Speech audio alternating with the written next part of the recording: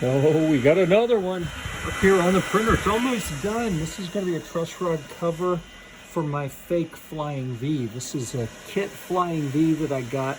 It actually had a truss rod cover that said Gibson. I had lost it.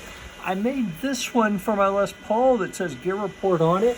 I made another one up here for the SG where I used 2 colors of filament. I haven't put that one on yet, obviously, but this is almost done. I cannot wait to see how this turned out. It's going to be white with black letters, and it's going to say something exceedingly cool. Come on, show it to me. It says we're 98%. See if we can get up under there and see what's going on.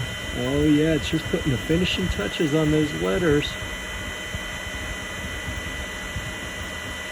I think this is it.